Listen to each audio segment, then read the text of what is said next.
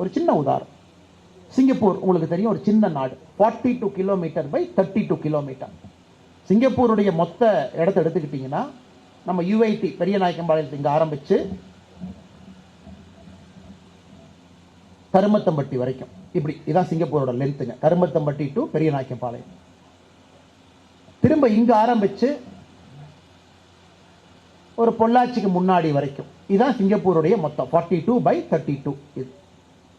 இந்த தீவு பாருங்க, 1950 55 காலகட்டத்தில் ஒரு பெர் கேபிட்டா இன்கம், தனி மனித வருமானம் என்பது $300 ஒரு மனுஷனுக்கு. இந்தியா $2500, வெறும் $300. இன்னைக்கு சிங்கப்பூரினுடைய தனி மனித வருமானம் பார்த்தீங்கன்னா $90,000. ஸோ 1950-55ல $300 இருந்த ஒரு நாடு 42 கிலோமீட்டர் பை 32 கிலோமீட்டர். இன்னைக்கு $90,000 இருக்காங்கன்னா நீங்க யோசிச்சு பாருங்க, அந்த நாட்டில் என்ன இருக்குங்க? ஒண்ணுமே கிடையாது. கப்பல் வந்தா ஒதுங்கறக்கு ஃபிஷிங் ஹார்பர். 50 ஆண்டுகளுக்கு முன்பு மீன் பிடிக்கிற வலைய செய்வாங்க, மீன் பிடிக்கிற ஊசி செய்வாங்க. அதை தவிர சிங்கப்பூர்ட்ட எந்த டெக்னாலஜி கிடையாது. 1950-55 only this much.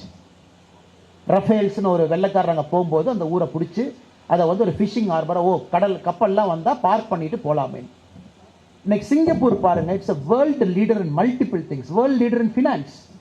It is a world leader in currency exchange. சின்ன நாடு.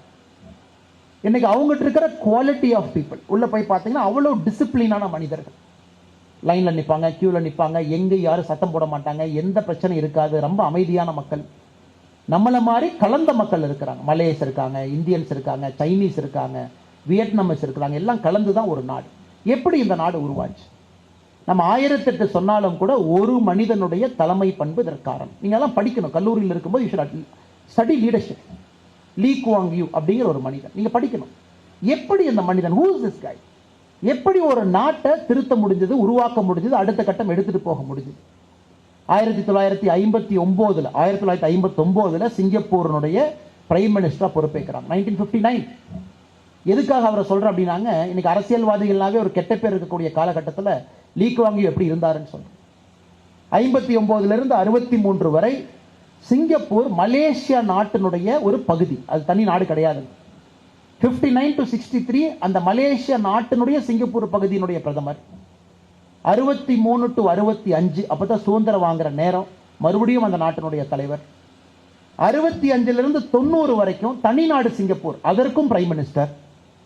90 அவரே ரிட்டையர் ஆகிறாங்க, வயசாயிருச்சு, அடுத்து இளைஞர்கள் வரணும், விட்டுருங்க. 90 2001 வரைக்கும் மறுபடியும் மினிஸ்டரா கீழே வர்றார். பிரைம் மினிஸ்டரா இருந்து மினிஸ்டரா வர்றார். 2001